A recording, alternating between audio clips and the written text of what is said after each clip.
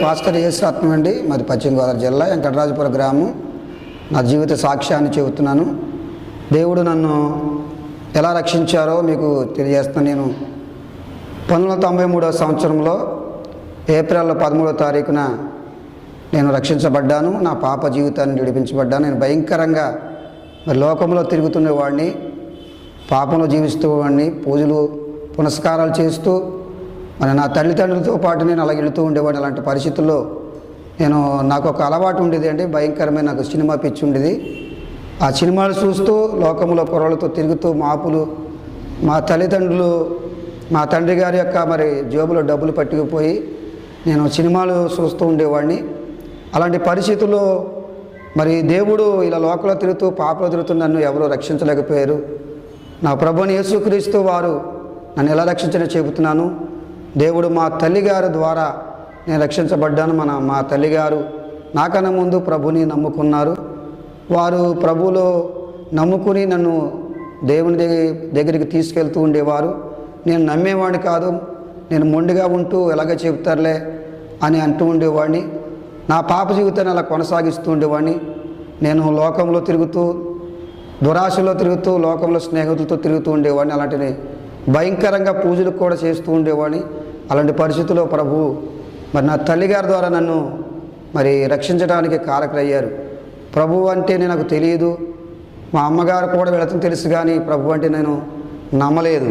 అలాంటి పరిస్థితుల్లో దేవుడు మా తల్లిగారు చెబుతూ ఉండేవారు, యేసు ప్రభు రక్షకుడు, యేసు ప్రభు పాపలు రక్షించడానికి వచ్చారు, మన కొరకు ప్రాణం పెట్టాడు, సిలువలో ఆయన మరణించారు, ఆయనే రక్షకుడు, ఆయనే అందరికీ ప్రభు అని మా తల్లిగారు చెబుతూ ఉండేవారు. నా కోసం ప్రార్థన చేస్తూ ఉండేవారు. కానీ నాలో మార్పు లేదు. నా జీవితం మారలేదు. నా జీవితం ఇంకా సినిమాలకి, లోకానికి, స్నేహితులతో తిరుగుతున్న నన్ను ప్రభు ఒక రోజున నన్ను దర్శించారు. నాకు భయంకరమైన ఒక నొప్పి ఉండేది అండి. అది చాలా భయంకర గ్యాస్ట్రిక్ నొప్పి ఉండేది.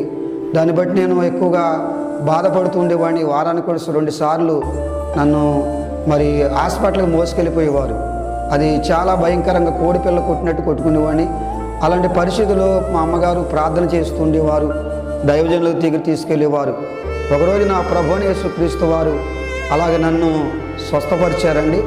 ఆ విధంగా మా తల్లిగారి ద్వారా స్వస్థ పొందిన యేసు ప్రభు రక్షకుడని తెలుసుకొని నా పాపాలు ఒప్పుకుని ప్రభు కృపలో సాగుతుండగా మా అమ్మవారు, మేము కూడా పేద కుటుంబం, మా అమ్మగారు మమ్మల్ని కరేపగమ్మి పెంచేవారండి.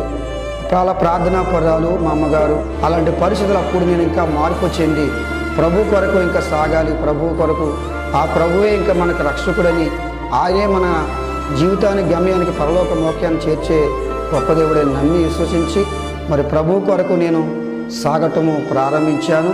దేవుడు తన కృపను బట్టి నన్ను సేవకుడిగా ఆయన పిలుచుకుని ఏర్పాటు చేసుకుని దేవుడు తన సేవలో వాడుకుంటున్నాడు. అనేక మంది నాలాంటి వారు పాపములో, శాపములో, లోకాశుల్లో, దురాశుల్లో ఎంతోమంది యవనస్తులు నశించిపోతున్నారు. యవన కాలంలో కాడిమోయట నరుడికి మేలు, యవనస్తులు బలవంతులు అని వాక్యం చెబుతుంది. నా పాపం నడిపించిన వాడు ఈ లోకములో ఎవరు లేరు కానీ ప్రభు అయిన యేసుక్రీస్తు వారే. ఆయన పాపులను రక్షించడానికి వచ్చిన దేవుడు. ఆయన నా పాప శాపాలు నడిపించారు.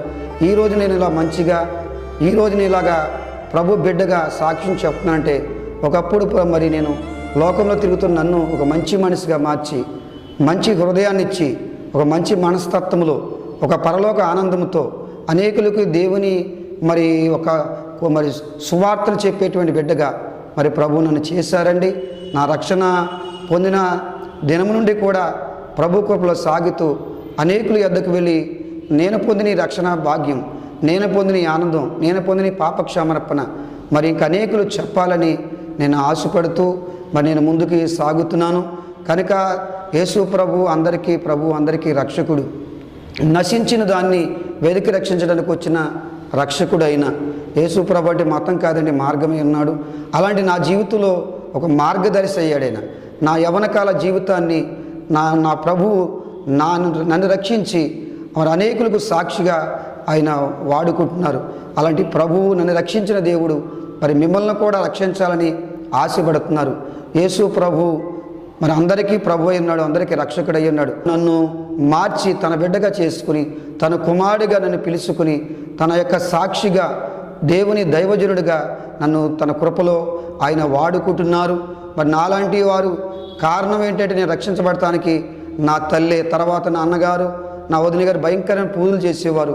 భయంకరమైన పరిస్థితుల్లో వారు కూడా మరి ఆ లోకమైనటువంటి ఆ హిందూ మతం నుండి, ఆ భయంకర పూజల నుంచి మా అన్నగారు, మా వదిన గారు రక్షించబడ్డారు. నా తర్వాత మళ్ళీ మా నాన్నగారు కూడా భయంకరమైన పూజలను రక్షించబడ్డారు. తర్వాత నా బంధువులు రక్షించబడ్డారు. నా యొక్క మరి బంధువులు, రక్త సంబంధులు యనమండుగురు, మేము తోడళ్ళం, యనమండుగురు మా యొక్క మరి వదిన గారు రక్షించబడ్డారు. ఇలాంటి పరిస్థితుల్లో అందరూ ప్రభుని తెలుసుకుని, నా సాక్ష్యాన్ని విని, ప్రభు యొక్క మరి ఆ ప్రేమను తెలుసుకుని వారు కూడా ప్రభు రక్షించబడి సాక్షులుగా సాగుతున్నారు. మీరు కూడా తెలుసుకోండి, ప్రభుని విశ్వసించండి. విశ్వాసం ద్వారా యేసు ప్రభుని మనము నమ్మగలదు. విశ్వసించిన వాడు మరి ఆయన రక్షకుడిని నమ్మగలడు. కానీ యేసు ప్రభు వారు నాకు సొంత రక్షకుడికి నేను అంగీకరించిన తర్వాత నా జీవితాన్ని ఒక గొప్ప మరుపుగా మార్చారు. కొరకు సాక్షిగా ఆయన బిడ్డగా నేను సాగుతున్నాను. మీరు కూడా అలా సాగాలి. యేసు ప్రభు నమ్మండి. యేసు ప్రభు ఆయన అందరికీ మరి రక్షకుడు, మేలు చేసేవాడు. ఈ నా సాక్ష్యం విని మీరు కూడా ప్రభు కృపలో సాగి, మీరు కూడా నా వలె మారి, మంచి మనసుకు ఇచ్చినటువంటి దేవుడు, మార్పు కలిగజేసిన దేవుడు ఎవరు ఈ లోకం లేరు. యేసు అక్కడే మనుషులని మార్చడానికి, అది మనసులు మార్చడానికి వచ్చాడు. నా మనసును మార్చాడు, నా జీవితాన్ని మార్చాడు, నా పాప జీవితాన్ని వెలుగుమయంగా మార్చాడు, నా చీకటి బ్రతుకుని మరి వెలుగుమయంగా మార్చి ఆ రక్షకుడిని మరి సాక్షిగా మరి ఉండటానికి ప్రభు కృప చూపించారు.